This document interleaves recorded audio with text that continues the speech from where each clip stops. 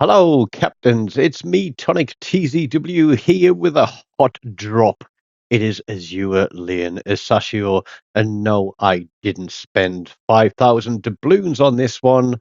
I got it absolutely free because there's an Azure Lane 6 crate at the end of the campaign, and I was lucky enough to drop the commander Azure Lane Asashio. Now, I've just used a lot of my insignias and promotion orders to boost this chick up a little bit. There's the Asashio itself. I've boosted her up to, actually, I've got up to 16 Legendary 3 now. Her skill, she's got faster torpedoes, and we've used Space Fishy there as an inspiration on the side because he actually gives us torpedo speed as well. So that knocks up the speed quite a little bit.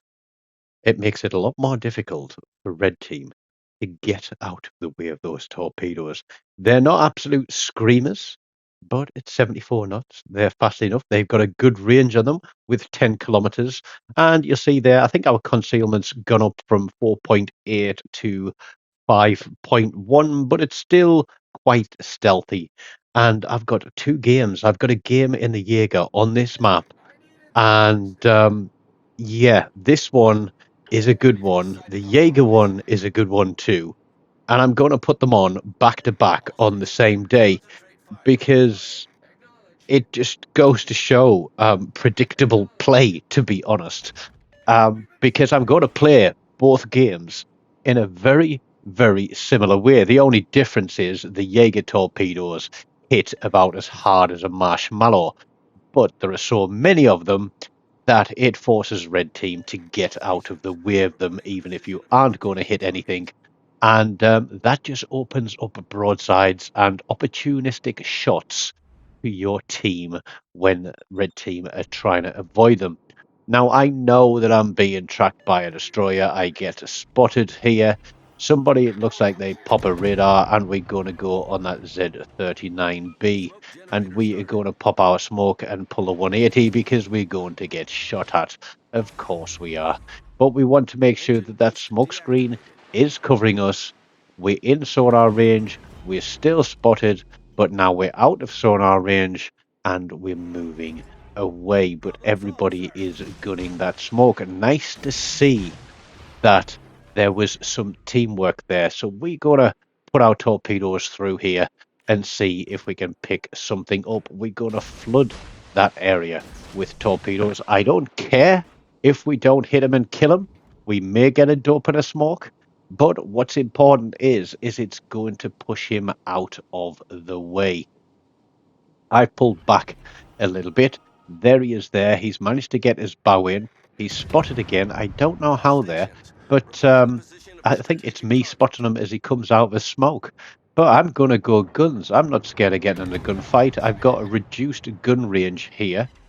Still spotted there. We get some shots on. There's a whole load of other fire going in on that guy.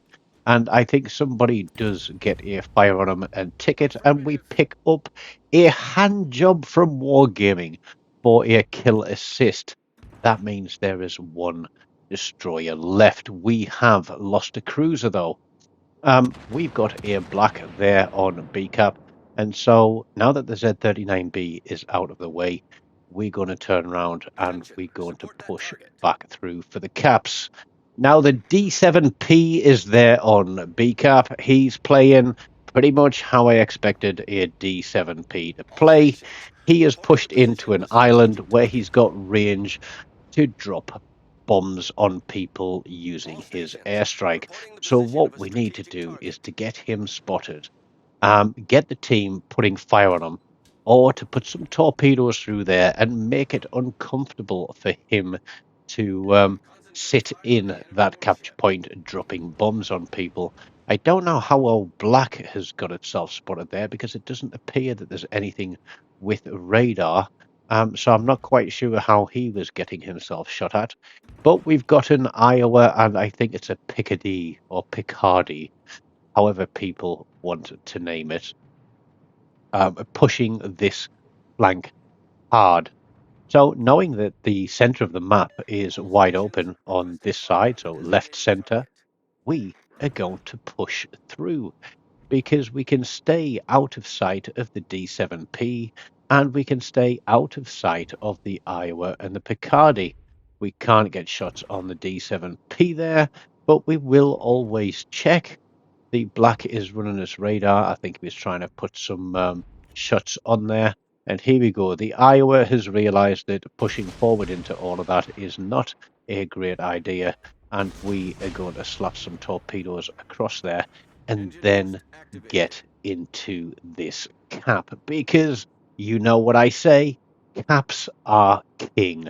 And we are going to play the cap on this one and let these guys know that there is somebody behind them because they don't want that. And now they've got an option. They either back out into torpedoes or they go forwards into fire. There we go. Two hits, one flood. The Iowa is going to take torpedoes as well. Not quite enough for Dev Strike there on the Picardy, but we get another torpedo hit and a kill assist on the Iowa. And the Picardy there is burning. He is flooding by the looks of it. And we get a third kill assist. So other people are picking up the kills here, but I certainly don't mind that. And I've got to ping the map and tell those guys, let's get across to B cap. I need to hang fire for about 15 seconds more before I can push off this cap. And then we're going to push the D7P and the Helena, who is coming into Bravo cap as well. Now, as long as we stay hidden, these guys know they're spotted. Our team can shoot at them. And there is a little bonus because I'm going to mute the sound of the game towards the end of it. And I'm going to put a little clip in at the end with the sound enabled because it really made my day. Helena there is bow on. We don't want to fire torpedoes bow on because there's a low chance of us hitting. But the D7P here, I think he realizes that there is somebody behind him. We're going to put a spread across there. So two spreads running in towards the cap lets them know that there is a destroyer behind them. I can't see where our black is at the moment on the map. Oh, no, there he is to the 9 o'clock of Alpha Cap. So I'd love to know what he's doing all the way out there. But we missed the D7P with the first salvo, but the second salvo is running in. How are we going to do those? I think we're going to get a hit. Yep, we get one hit there, and we get a flood. That one is ticking as well. But we are going to get a fourth knuckle shuffle from Wargaming because somebody else is going to take the kill there. And we continue to push across because the Helena is now our target of choice. 60,000 damage, a solo cap, and 4 kill assists. Can we add to the tally and can we give ourselves a little bit of a 5 knuckle shuffle? Now, I couldn't remember here whether the Gneisenau has sonar, and I try to remember as much as I can about the capabilities of other ships. I know the Helena has sonar, and we're looking here. North Carolina looks like it's backing out. Gneisenau is there, and he's pushed into the island, so we can't get torpedoes on.